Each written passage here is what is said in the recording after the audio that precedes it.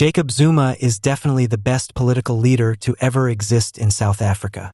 Before we continue, please kindly subscribe to our channel. In Soweto, former President Jacob Zuma showed up to a crowded Orlando stadium on Saturday to present the MKMVA, uMkhonto Sizwe Military Veterans Association, political party's electoral program. Thousands of supporters crowded the stadium, anxious to hear Zuma's speech and discover the party's preparations for the next round of elections. The MKMVA's national chairman, Zuma, was greeted with wild cheers and ovation as she entered the stadium. Other party heavyweights, including top ANC members and former cabinet ministers, were with him. Zuma listed the main goals and objectives of the MKMVA in his address, which include redistributing land without providing remuneration, important industry being nationalized, free medical treatment and education, a minimum monthly salary of $500. In addition, Zuma attacked the current African National Congress, ANC, administration, charging it of abandoning the principles of the liberation struggle and not living up to the expectations of the South African people. In the run-up to the elections, he called on followers to support the MKMVA because it was the only party that could really represent the interests of the working class and impoverished. Once more, former South African President Jacob Zuma gave a powerful speech recently recalling how the military wing of the African National Congress, ANC, uMkhonto Sizwe MK, was founded at the height of apartheid.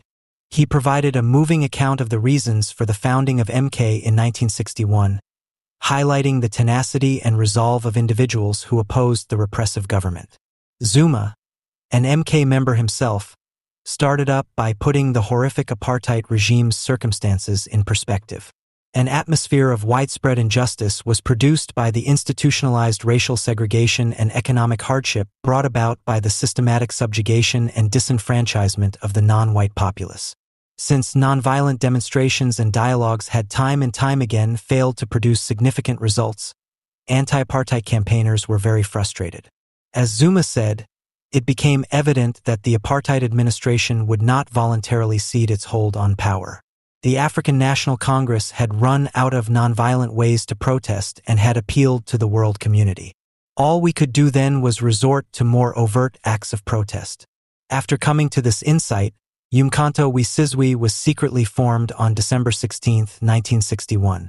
This date was selected since it was the Day of the Covenant, a remembrance observed by Afrikaners that Zuma observed was paradoxically transformed into a day of resistance. MK's goal was to attack government infrastructure rather than wage open combat in order to interfere with the apartheid regime's activities and bring attention to their cause on a global scale. Zuma emphasized the meticulous planning and in-depth training required for the formation of MK. Nelson Mandela and other important ANC officials played a crucial role in enlisting and educating new members. Many young activists received military training in China, the Soviet Union, and other African nations, where they learned guerrilla warfare techniques that they would subsequently use in their activism. According to Zuma, our operations were always focused on minimizing casualties. The main objective was not to commit random acts of violence, but to attack the emblems and apparatuses of apartheid authority. The bombing of government buildings in Johannesburg, Port Elizabeth, and Durban on the evening of December 16, 1961, was MK's first significant act of sabotage.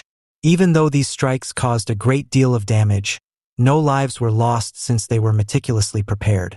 The anti-apartheid movement underwent a sea change when these activities occurred, letting the world and the apartheid system know that the oppressed people were ready to use all available tools to fight back. The personal sacrifices made by MK members, many of whom experienced incarceration, torture, and exile, were also discussed in Zuma's speech. He highlighted the group's tenacity and camaraderie, which saw the movement through its lowest points. He remarked that the MK members' unwavering dedication to justice and their great love for their homeland were the sources of their bravery and tenacity. Our fight was to create a society founded on equality and human decency, not only to put an end to apartheid. Zuma urged the younger generation to remember MK's sacrifices and to keep pursuing the goals of equality and freedom in his parting speech. The resilience of the human spirit in the face of injustice is demonstrated by uMkhonto